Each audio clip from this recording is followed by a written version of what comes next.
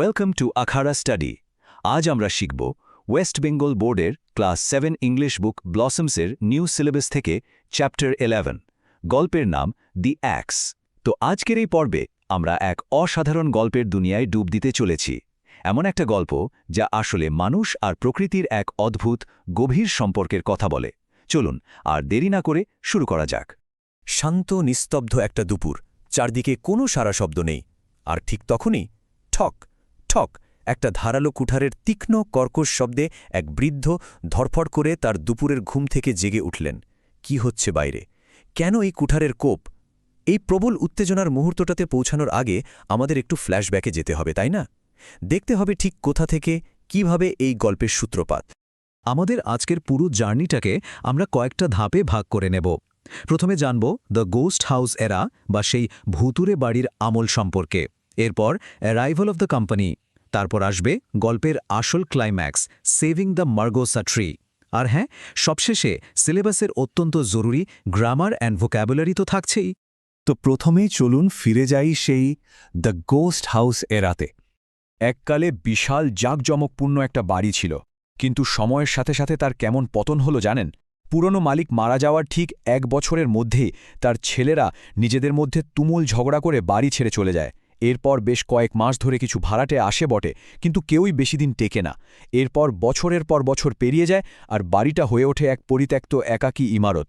এমন একটা অবস্থা যেখানে মানুষজন ওই বাড়ির ছায়াও মারাতে চাইত না। এই বিশাল পরিত্যক্ত সাম্রাজ্যের একমাত্র পাহারাদার ছিলেন ভেলান, সেই পুরনো আমলের এক মালি। বাড়ির সমস্ত চাবি থাকত তারই জিম্মায়। তো বাড়িটা যেমন ধীরে ধীরে জীর্ণ হয়েছে, ভেলানও কিন্তু তার সাথে সাথেই বুড়িয়ে গেছেন। একসময় তিনি বছরে অন্তত একবার এই বিশাল বাড়ির মেঝে ঘষে মেঝে পরিষ্কার করতেন, কিন্তু বয়স বাড়ার সাথে সাথে শরীরে আর কুলোতো না। তাই একসময় তিনি এসব ছেড়ে দেন আর বাড়িটার নতুন নাম হয়ে যায় দ্য গোস্ট হাউস বা ভুতুরে বাড়ি। এখানে হন্টেড শব্দটা খুব জরুরি। এর মানে হলো এমন কোনো জায়গা যেখানে ভূত বা অশরীরী আত্মা ঘুরে বেড়ায় বলে মানুষের বিশ্বাস। মজার ব্যাপার কি জানেন? এই ভুতুরে বদনামটা নিয়ে ভেলানের কিন্তু একটুও মাথা ব্যথা ছিল না, বরং তিনি বেশ মজাতেই ছিলেন। কারণটা খুব সোজা, ভয়ের চোটে কেউ আর ওই বাড়ির ধারে কাছে আসত না। আর ভেলান একেবারে নিজের মতো করে পরম শান্তিতে তার সাধের বাগানের গাছপালা নিয়ে মেতে থাকতেন। কিন্তু জানেনই তো, ভালো সময় বেশি দিন থাকে না। শুরু হলো গল্পের দ্বিতীয় অধ্যায়, অ্যারাইভেল অফ দ্য কোম্পানি। ভেলানের ওই নিস্তব্ধ শান্তির পৃথিবীতে হঠাৎ একদিন যেন বাজ পড়ল। গেটের বাইরে তীব্র একটা গাড়ির হর্ন, আর তারপরেই এক অত্যন্ত রুক্ষ কণ্ঠস্বরের হুকুম, চাবি আছে তোমার কাছে, গেট খোলো। কোনো সম্মান নেই, কোনো ভদ্রতা নেই, শুধু এক কর্কশ নির্দেশ। এই একটা কথা থেকেই কিন্তু পরিষ্কার বোঝা যায় যে ভ্যালানের এতদিনের চেনা জগৎটা এবার একেবারে ওলটপালট হতে চলেছে। বাড়িটা আসলে এক বড় কোম্পানির কাছে বিক্রি হয়ে গেছে। নতুন মালিকদের গাড়ি ভেতরে ঢোকাতে হবে, তাই বড় গেটটা তো খুলতেই হবে। কিন্তু বছরের পর বছর বন্ধ থাকায় সেখানে রীতিমতো আগাছার জঙ্গল তৈরি হয়েছে আর লোহার কবজায় ধরেছে জং। বৃদ্ধ ভেলানকে খুঁড়িয়ে খুঁড়িয়ে গিয়ে একটা ভারী কোদাল আনতে হলো। ওই বয়সে সেই কোদাল দিয়ে জঙ্গল পরিষ্কার করাটা যে কি অমানসিক কষ্টের তা একবার ভেবে দেখুন। গেট খোলার সময় মরচে ধরা লোহার সেই ক্রিকিং বা তীক্ষ্ণ ক্যাচক্যাচ শব্দটা যেন ভেলানের বুকের ভেতরের বোবা কান্নারই আওয়াজ ছিল। এখানে দুটো সম্পূর্ণ আলাদা দৃষ্টিভঙ্গির সংঘাত আমরা দেখতে পাই। ভেলানের কাছে এই বাগানটা ছিল একেবারে তার নিজের সন্তানের মতো। একটা ঘাসের ডগাও তার কাছে মহামূল্যবান। অন্যদিকে ওই কোম্পানির লোকেদের চোখে এটা নিছকই জঙ্গল। তাদের প্ল্যান হলো সব সাফ করে সেখানে ব্যাঙের ছাতার মতো সারি সারি ছোট ছোট বাড়ি তুলবে। প্রকৃতির প্রতি তাদের বিন্দুমাত্র মায়া নেই। তাদের কাছে এটাই স্রেফ একটা বিজনেস ডিল। আর ঠিক এখান থেকেই শুরু হচ্ছে আমাদের গল্পের সবচেয়ে আবেগঘন এবং নাটকীয় পর্ব, সেভিং দ্য মার্গোসা ট্রি। মনে আছে গল্পের শুরুতে আমরা একটা কুঠারের আওয়াজের কথা বলেছিলাম? হ্যাঁ, ঠিক এই জায়গাতেই সেই রহস্যের জট খুলছে। ভিলেন জিজের কুঁড়ে ঘরে ঘুমোচ্ছিলেন, হঠাৎ সেই তীক্ষ্ণ শব্দে তিনি চমকে বাইরে ছুটে আসেন। এসে দেখেন বুক কাঁপানো এক দৃশ্য। 4 জন লোক তাদের ভারী কুঠার দিয়ে বাগানের সবচেয়ে পুরনো সবচেয়ে বড় মার্গোসা বা নিম গাছটার গুড়িতে নির্মমভাবে কোপ মারছে। গাছের ওই শক্ত ছালে কুঠারের ভোঁতা শব্দগুলো ভেলেনের হৃদয় যেন তীরের মতো বিচ্ছিল। দৃশ্যটা দেখে ভেলানা নিজেকে ঠিক রাখতে পারলেন না। তিনি হাহাকার করে চিৎকার করে উঠলেন, থামো, ওটা আমার সন্তান, আমি ওটাকে পুঁতেছি, নিজের চোখে বড় হতে দেখেছি, আমি ওকে খুব ভালোবেসেছি, ওকে কেটো না। কথাগুলো বলার সময় ভেলানের গলা কান্নায় বুঝে আসছিল। একজন বাবা তার নিজের সন্তানকে বাঁচানোর জন্য ঠিক যেভাবে আকুতি করেন, ভেলানের কণ্ঠেও ঠিক সেই একই তীব্র যন্ত্রণা ঝরে পড়ছিল। কিন্তু বাস্তবটা বড়ই কঠিন।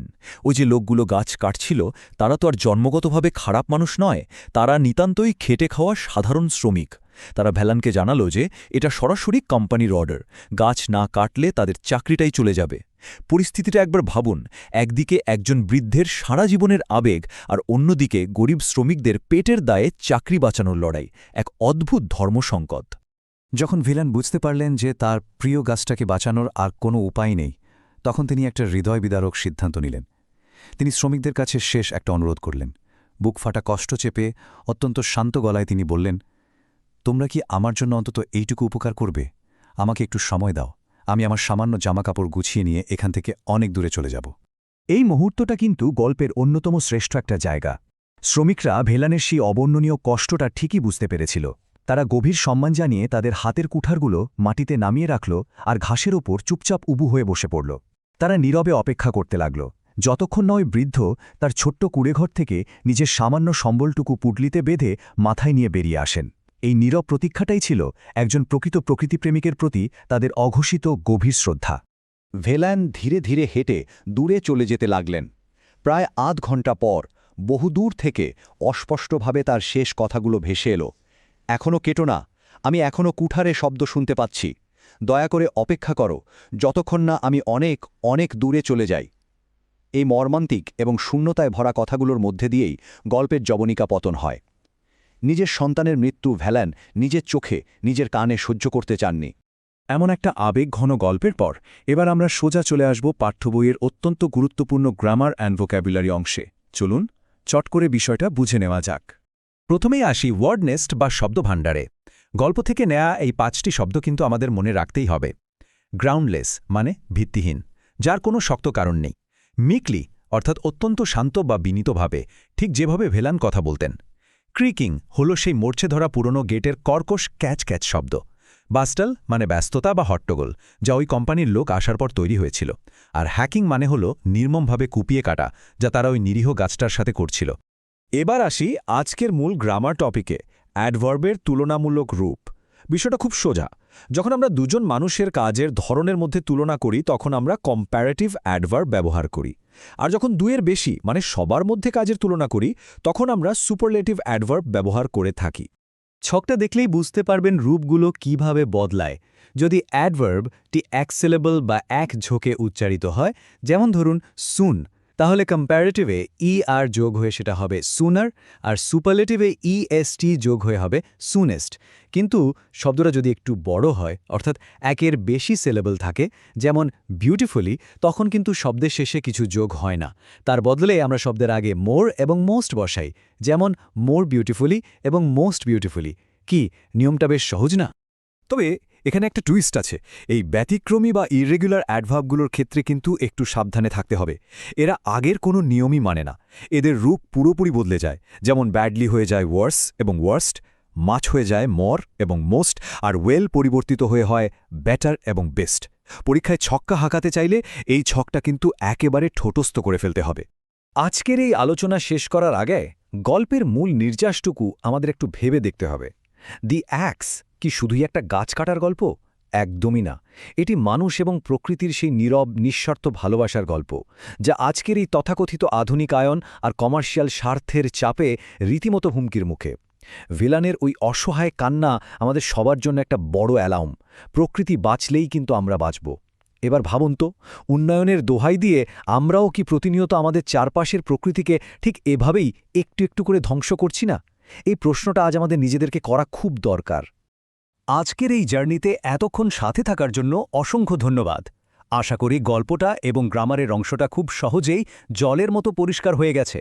যদি আজকের এই পর্বটি আপনাদের ভালো লেগে থাকে, তবে অবশ্যই আখাড়া স্টাডি ইউটিউব চ্যানেলটি লাইক, শেয়ার এবং সাবস্ক্রাইব করতে একদম ভুলবেন না। আপনাদের এই সাপোর্টই আমাদের এমন আরও দুর্দান্ত, রঙিন আর মজাদার এডুকেশনাল কন্টেন্ট তৈরি করতে দারুণভাবে উৎসাহিত করে।